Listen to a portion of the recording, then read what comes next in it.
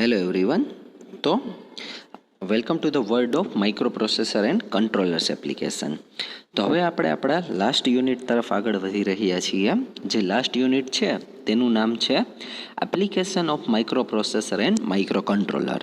તો આ યુનિટની હું તમને જો મિત્રો વાત કરું તો આની અંદર જે મુખ્ય વસ્તુ આપણે ભણવાના છીએ એ કંઈક આ રીતની છે કે જેની અંદર આપણે માઇક્રો પ્રોસેસર અને માઇક્રો કંટ્રોલરની મદદથી ઓપરેટ થતા ડિવાઇસીસ એટલે કે એની એપ્લિકેશન વિશે વાત કરવાના છીએ. આ ઉપરાંત આપણે વાત કરીએ તો મેમરીના પ્રકાર.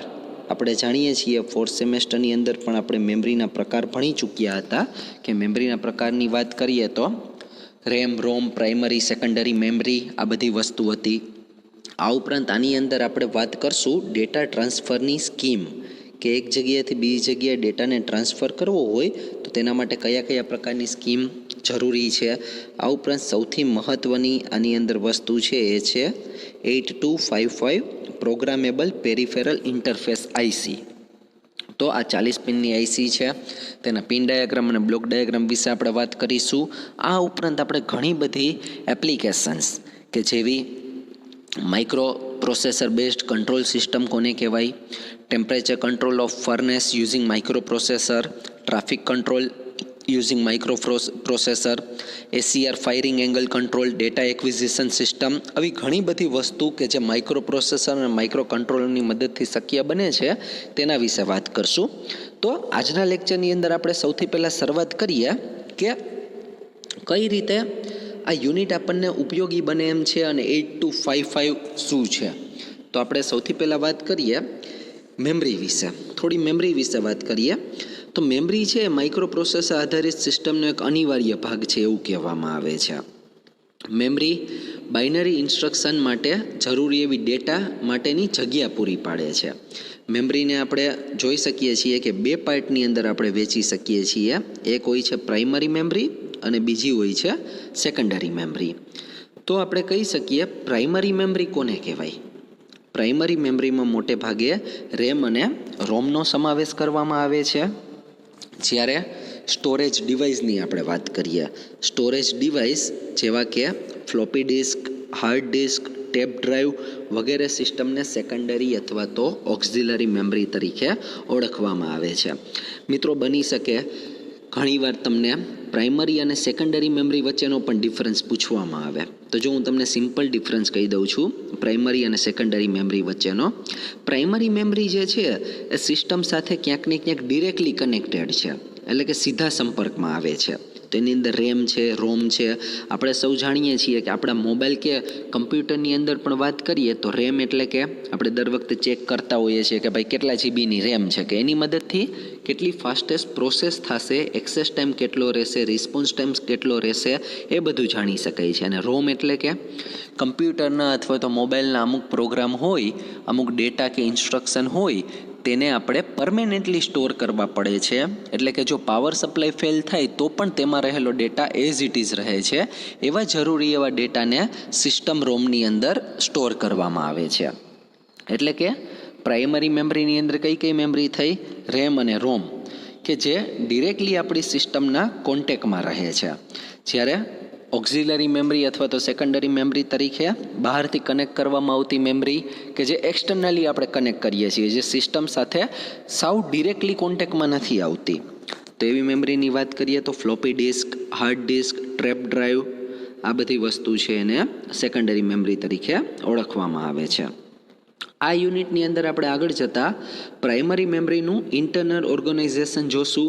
આ ઉપરાંત મેમરીને કેવી રીતે માઇક્રો પ્રોસેસર સાથે ઇન્ટરફેસ કરી શકીએ એના વિશે પણ વાત કરીશું. તો મેમરી ઇન્ટરફેસિંગ છે યાની પહેલાંનું ચેપ્ટર જે બેસિક્સ ઓફ માઇક્રો કંટ્રોલર હતું એની અંદર પણ આપણે એના વિશે વાત કરેલી જ હતી. આ ચેપ્ટરની અંદર પણ એ વસ્તુ આપણે જોશું. હવે એના ઉપરાંત હું વાત કરું તો તમને સિસ્ટમમાં મેં તમને વાત કરી એ પ્રમાણે ડેટા છે માઇક્રો પ્રોસેસર અને મેમરી અથવા તો મેમરી અને સેકન્ડરી ડિવાઇસ, આમ અલગ અલગ પાર્ટ આઈઓ ડિવાઇસ અલગ અલગ પાર્ટમાં ડેટાને ટ્રાન્સફર કરવાની જરૂર પડે છે. તો એના વિશે આપણે વાત કરી હતી ડેટા ટ્રાન્સફર સ્કીમ વિશે. તો કઈ કઈ પ્રકારની ડેટા ટ્રાન્સફર સ્કીમ છે એના વિશે જરાક આપણે સાવ બ્રીફ માહિતી મેળવી લઈએ. આગળ જતાં ડિટેલમાં એ વસ્તુ ભણીશું. તો ડેટા ટ્રાન્સફર સ્કીમ છે, ડેટા ટ્રાન્સફર સ્કીમ એટલે કે પદ્ધતિઓ ડેટાને ટ્રાન્સફર કરવાની પદ્ધતિઓ કઈ કઈ છે? પહેલું છે પોલિંગ, એના પછી છે ઇન્ટરપ્ટ ડ્રીવન, અને એના પછી છે ડીએમએ. ડીએમએ એટલે કે ડાયરેક્ટ મેમરી એક્સેસ. તો આગળ જતાં આપણે એના વિશે પણ ડિટેલમાં વાત કરશું. તો આ થઈ થોડી મેમરી વિશેની પ્રાથમિક માહિતી.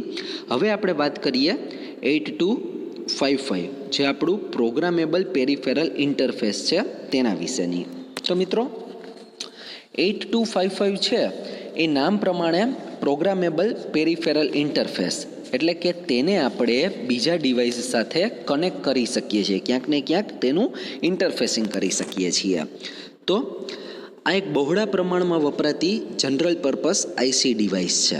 ખૂબ જ મોટા પ્રમાણમાં વપરાય છે, જે તે મોટા ભાગના માઇક્રો પ્રોસેસર સાથે કામગીરી કરી શકે છે. જુઓ, આપણે વાત કરી ઇન્ટરફેસિંગની, એટલે કે માઇક્રો પ્રોસેસરને એકલી કામગીરી નથી કરવાની, તેની સાથે 8255 ઇન્ટરફેસ કરીને કામગીરી કરે છે.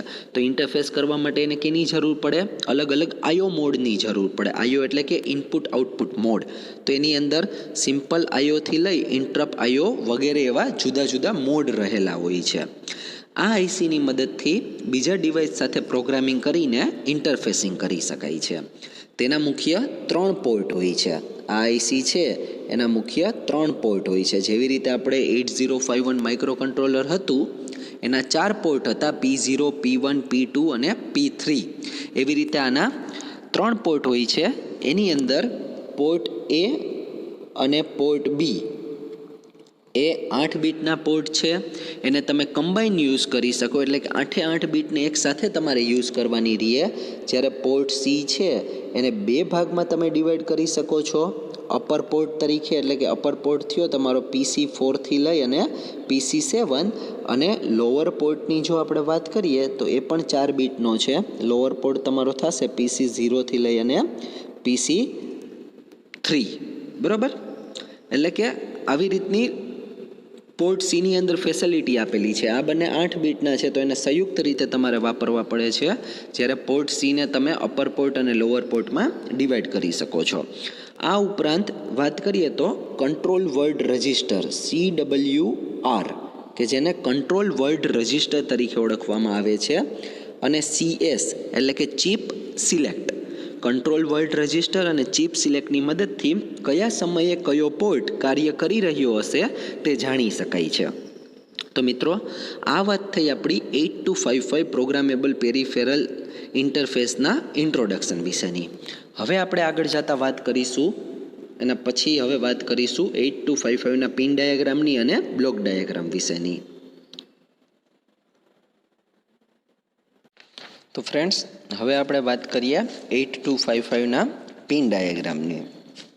જે રીતે આપણે 8085 એટલે કે આપણું માઇક્રો પ્રોસેસર, અને જે રીતે આપણે 8051 આપણા માઇક્રો કંટ્રોલરના પિન ડાયાગ્રામ વિશે વાત કરેલી, સિમિલરલી આ પિન પણ 40 પિનની પિન ડાયાગ્રામ છે.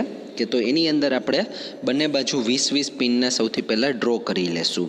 ત્યારબાદ હવે સિસ્ટમેટિક એને યાદ રાખવાની પદ્ધતિ અને કેવી રીતે એની થિયરીને આપણે લખી શકીએ તેના વિશે 1 by 1 વાત કરવાનું આપણે સ્ટાર્ટ કરીએ. તો જો મિત્રો, અહીં આપણે જોઈ શકીએ છીએ કે 3 પોર્ટની આપણે વાત કરેલી હતી. પોર્ટ એ, પોર્ટ બી અને પોર્ટ સી, બધાની 8 પિન હશે. એ ઉપરાંત ડેટા લાઇન હશે 8 બીટની, એટલે કે ટોટલ 32 પિન છે એ ખૂબ ઇઝીલી આપણે અહીં યાદ રાખી શકશું. એટલે કે પિન ડાયાગ્રામ છે કમ્પેરેટિવલી 8085 અને 8051ની કમ્પેરિઝનમાં ખૂબ જ ઇઝી રહેશે. તો હવે આપણે એની અંદર વાત કરીએ તો સૌથી પહેલાં લખો એની અંદર પોર્ટ એ વિશે. સૌથી પહેલાં લખો પોર્ટ એ. તો એની અંદર આપણે જોઈ શકીએ છીએ કે પોર્ટ એ 4 નંબરની પિનથી 37 નંબરની પિન, એટલે ઉપરની બાજુ પોર્ટ એ રહેલો છે એવું આપણે જોઈ શકીએ છીએ.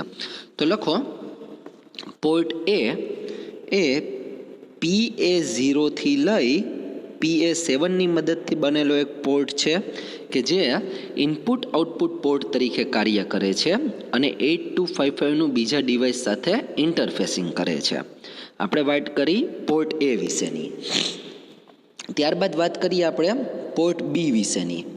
તો પોર્ટ બી વિશે આપણે જોઈ શકીએ છીએ કે 18 નંબરની પિનથી લઈ 25 નંબરની પિન નીચેના ભાગમાં પોર્ટ બી રહેલો છે. તો લખો એની અંદર કે 18 નંબરથી લઈ 25 નંબરની પિન એટલે કે PB0 થી લઈ અને PB7 છે એ પોર્ટ બી તરીકે કાર્ય કરે છે અને તેમાં પણ આવશે તેનું મુખ્ય કાર્ય 8255નું બીજા ડિવાઇસ સાથે ઇન્ટરફેસિંગ કરવાનું છે.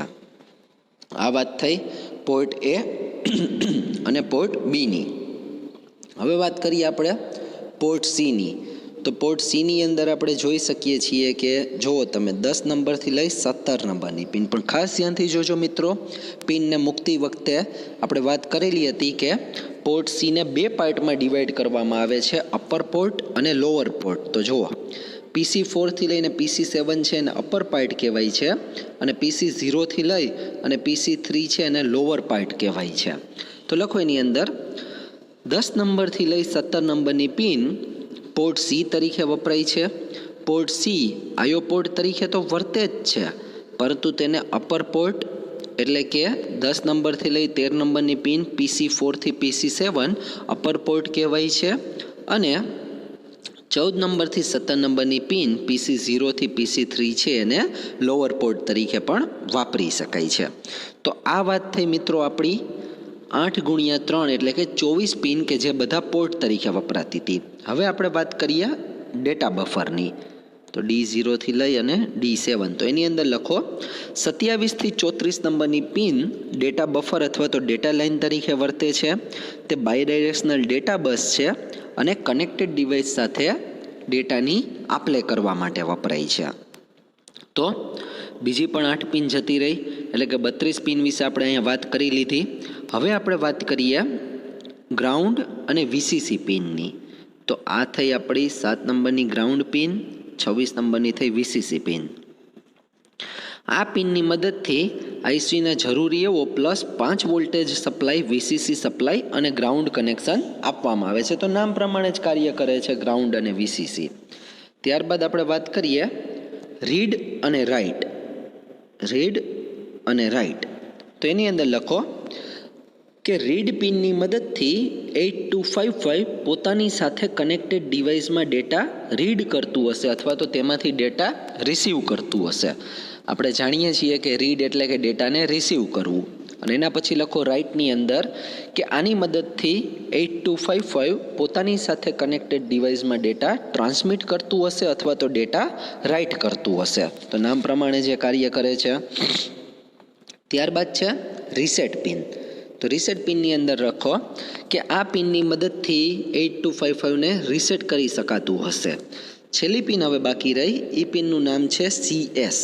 તો CS પિનની અંદર લખો, આખું આવી રીતે લખજો, CS બાકી છે મિત્રો અને A1 અને A0 બાકી છે. તો એ બધાને આવી રીતે કમ્બાઈન લખજો. CS, એક મિનિટ, એ વસ્તુને આખાને કમ્બાઈન આપણે લખવાની છે. CS, A1 અને A0. તો A1 અને A0 છે એ અહીં એડ્રેસ લાઇન તરીકે કામગીરી કરે છે અને CS છે એને આપણે ચિપ સિલેક્ટ તરીકે વાપરીએ છીએ. તો આપણે એવી વાત કરેલી હતી કે ચિપ સિલેક્ટ અને એડ્રેસ લાઇનની મદદથી કયા સમયે કયો પોર્ટ ઉપરાંત 8255 કાર્ય કરે છે કે નહીં તે જાણી શકાય છે. તો હવે એ વસ્તુ આપણે કેવી રીતે જાણી શકીએ મિત્રો? તો આપણે અહીં જોઈએ કેવી રીતે જોઈ શકીએ. એક ટેબલ બનાવીએ કે જ્યાં આપણે અહીંયા લખીએ CS, આ થયું આપણું A1, આ થયું આપણું A0, બરાબર. અહીંયા બાજુમાં આપણે લખીએ એક્શન, એટલે કે A1, A0 અને CSની વેલ્યુ મુજબ કેવી એક્શન મળે છે તેના વિશે આપણે વાત કરવાના છીએ. તો સપોઝ કે CSની વેલ્યુ છે 0 છે, A1 પણ 0 છે અને A0 પણ 0 છે, ત્યારે આપણને મળે છે પોર્ટ A, બરાબર.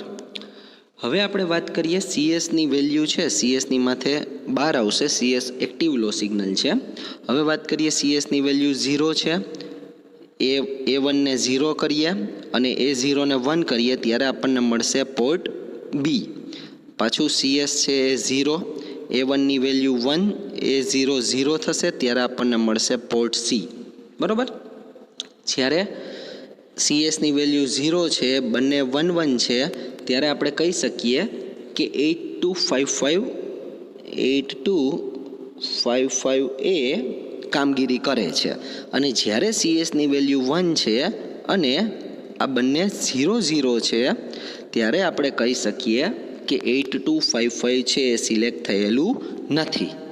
તો આ ટેબલ પણ ખાસ તમારે ડ્રો કરવાનું રહેશે મિત્રો, કે આપણે વાત કરીએ એ પ્રમાણે ચિપ સિલેક્ટ અને એડ્રેસ લાઇનની મદદથી કયા સમયે કયો પોર્ટ કાર્ય કરે છે તે આપણે જાણી શકીએ છીએ.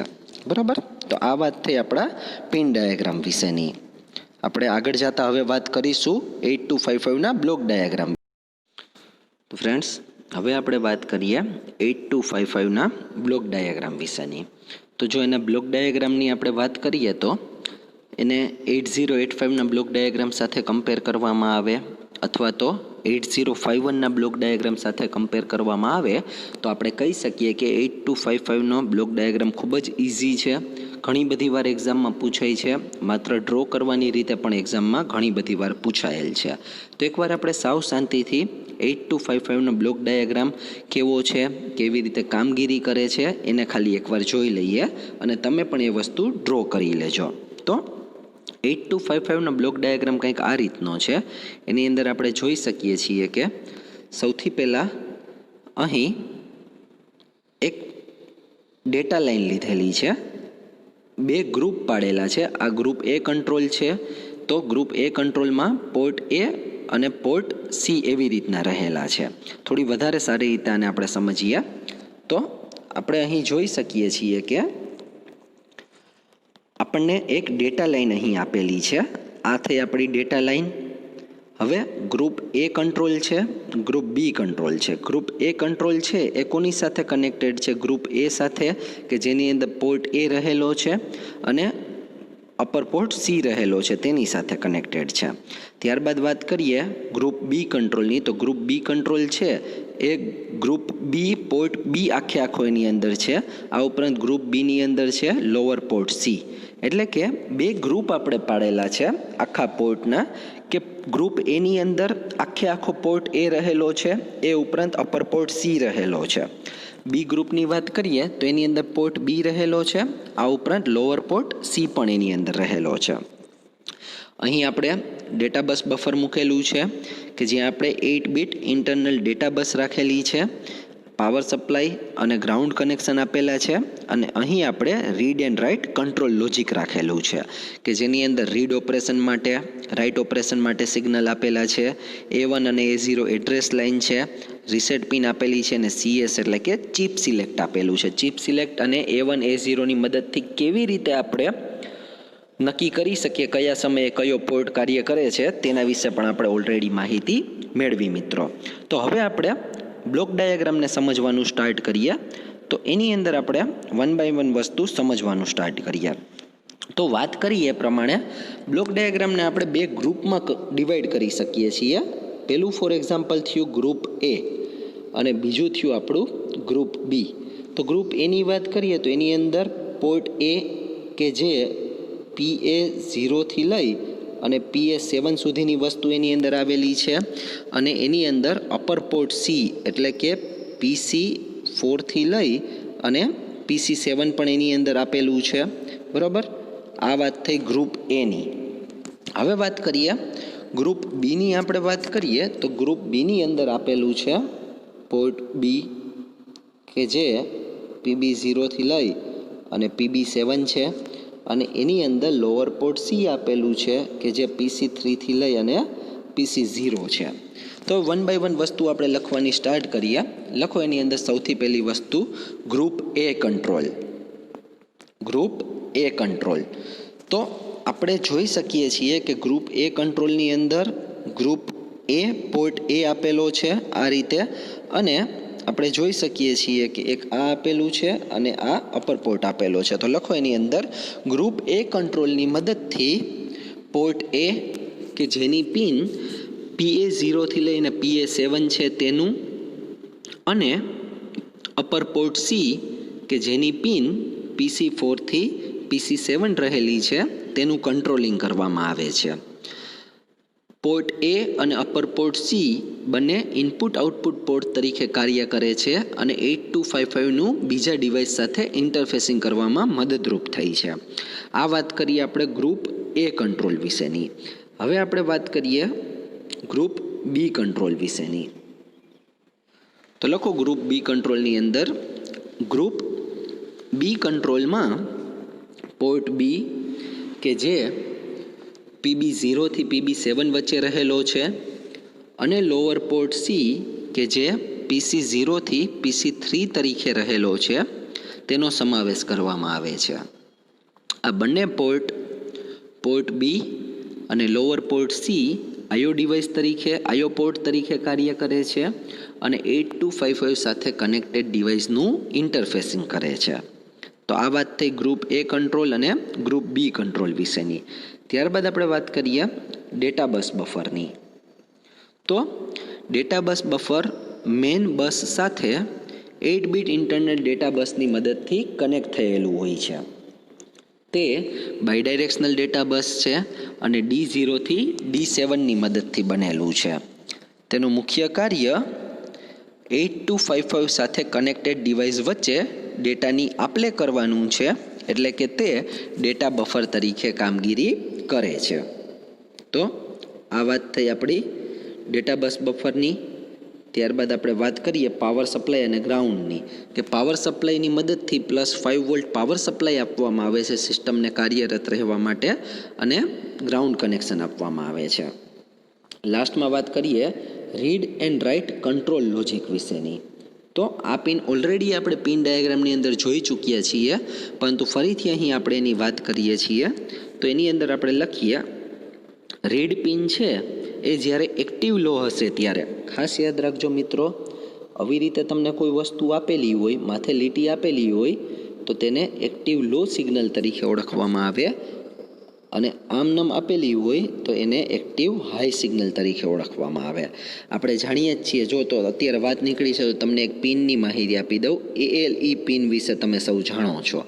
ALEનું પૂરું નામ છે એડ્રેસ લેચ ઇનેબલ. બરોબર? તો ALEનું કામ શું હતું તમને ખ્યાલ હોય તો AD0 થી લઈ અને AD7 માઇક્રો પ્રોસેસરની વાત કરીએ તો લોઅર ઓર્ડર એડ્રેસ બસ અને ડેટા બસ છે મલ્ટીપ્લેક્સ થયેલી હોય છે. તો ALE શું કાર્ય કરે છે? ALE જ્યારે એક્ટિવ હાઈ હશે ત્યારે એ આપણને લોઅર ઓર્ડર એડ્રેસ બસ આપશે અને ALE જ્યારે એક્ટિવ લો હશે ત્યારે આપણને ડેટા બસ આપશે. એટલે કે મિત્રો, કયા સમયે કયું સિગ્નલ એક્ટિવ લો તરીકે કાર્ય કરે છે અને એક્ટિવ હાઈ તરીકે કાર્ય કરે છે, ખૂબ મહત્ત્વની વસ્તુ છે. જો તમે એક્ટિવ લો સિગ્નલ હોય એને એક્ટિવ હાઈ તરીકે કામગીરી કરાવડાવો તો મળતી એક્શન અથવા તો મળતું ફંક્શન વિપરીત હોઈ શકે. એટલે કે જ્યારે તમે પ્રોગ્રામિંગ કરતા હોવ ત્યારે ખાસ ધ્યાન રાખવાનું રહે કે સિગ્નલને તમારે એક્ટિવ લો તરીકે વાપરવાનું છે અથવા તો એક્ટિવ હાઈ તરીકે. તો અહીં આપણે વાત કરીએ આપણા સિગ્નલની, જે સિગ્નલનું નામ છે RD. RD એટલે કે રીડ ઓપરેશન માટે આ વસ્તુ વાપરવામાં આવે છે. તો જ્યારે RD સિગ્નલ એક્ટિવ લો હશે ત્યારે 8255 તેની સાથે કનેક્ટેડ ડિવાઇસમાંથી ડેટા રિસીવ કરતું હશે અથવા તો ડેટા રીડ કરતું હશે. એના પછી આપણે વાત કરીએ WRની. તો લખો એની અંદર WR એટલે કે રાઇટ ઓપરેશન. તો જ્યારે આ સિગ્નલ એક્ટિવ લો હશે ત્યારે 8255 તેની સાથે કનેક્ટેડ ડિવાઇસમાં ડેટા રાઇટ કરતું હશે અથવા તો ડેટાનું ટ્રાન્સમિશન કરતું હશે. ત્યારબાદ છે રીસેટ પિન, સિસ્ટમને રીસેટ કરવા માટે વાપરવામાં આવે છે. ત્યારબાદ વાત કરીએ CS, A1 અને A0. તો ઓલરેડી આપણે CS, A1 અને A0ની વાત કરી દીધેલી હતી. ફરીથી અહીં આપણે એની વાત કરીએ છીએ. CS આ બાજુ આપણે રાખીએ A1 અથવા A0 અને અહીંયા આપણે લખીએ છીએ એક્શન. ફરીથી આપણે આ વસ્તુની વાત કરીએ છીએ મિત્રો, એટલે આપણને ફરીથી થોડી પ્રેક્ટિસ પડી જાય શું છે, કારણ કે આ વસ્તુ ઇમ્પોર્ટન્ટ છે. તો ચિપ સિલેક્ટ અને એડ્રેસ લાઇનની મદદથી કયા સમયે કયો પોર્ટ ઉપરાંત 8255 કાર્ય કરશે કે નહીં તે જાણી શકાય છે. તો વાત કરીએ એની ડિટેલમાં આપણે. એક બાજુ આપણે લીધેલું છે CS. CS છે એક્ટિવ લો સિગ્નલ છે, ખાસ ધ્યાન રાખજો. એક બાજુ આપણે લીધેલું છે A1 અને A0 વિશે આપણે વાત કરેલી છે. તો A1 અને A0 મિત્રો આપણું શું છે? A1 અને A0 આપણી એડ્રેસ લાઇન છે. તો 1 બાય 1 વેલ્યુ એની અંદર એડ કરીએ અને જોતા જઈએ. સપોઝ કે CSની વેલ્યુ 0 છે, A1 0 છે અને A0 0 છે. તો એક વસ્તુ ખાસ યાદ રાખજો, CS એક્ટિવ લો સિગ્નલ છે, એમાં જો તમે 0 આપશો, સપોઝ કે આ CS છે એનો બાર તમે 0 તરીકે લ્યો તો ખાલી CS શું થશે? 1 થશે. એટલે અલ્ટિમેટલી આપણે ચિપ સિલેક્ટને 1 જ આપીએ છીએ. જો હું CS બારને 1 લઉં તો અલ્ટિમેટલી આપણો CS શું થઈ જાય? 0 થઈ જાય. એટલા માટે આપણે અહીં બધી જગ્યાએ 0 લઈએ છીએ. બરોબર મિત્રો, એ વસ્તુને તમે ખાસ ધ્યાન આપજો. તો ફરીથી આપણે જરાક જોઈ લઈએ. આ થયું CS, આ છે A1, આ છે A0 અને લાસ્ટમાં છે એક્શન. બરોબર, CSની વેલ્યુ 0 લઈએ, A1 0 લઈએ અને A0 ને પણ 0 લઈએ ત્યારે સિલેક્ટ થાય છે પોર્ટ A. CS પાછો 0 છે, A1ની વેલ્યુ 0 છે, A0 1 છે ત્યારે સિલેક્ટ થઈ છે port B. CS again 0, CS બાર 0, A1ની વેલ્યુ 1, A0 0 ત્યારે મળે છે પોર્ટ C. CSની વેલ્યુ હવે 0 છે, બંને એડ્રેસ લાઇન 1 છે ત્યારે આપણને મળે છે CR એટલે કે કંટ્રોલ રજિસ્ટર. જ્યારે આવી ફોર્મ્યુલા હશે એટલે કે A1ની વેલ્યુ 1 હશે, A0ની વેલ્યુ 1 હશે અને CS બાર 0 હશે, એટલે કે CSની વેલ્યુ 1 હશે ત્યારે CR એટલે કે કંટ્રોલ રજિસ્ટર આપણને મળે છે. હવે CSની વેલ્યુ આપણે લઈએ, CS બારની વેલ્યુ લઈએ છીએ આપણે 1. A1 એટલે કે એડ્રેસ લાઇનની વેલ્યુ તરીકે x લઈએ છીએ અને A0ની વેલ્યુ તરીકે x લઈએ છીએ. x એટલે કે 0 પણ હોઈ શકે અને 1 પણ હોઈ શકે.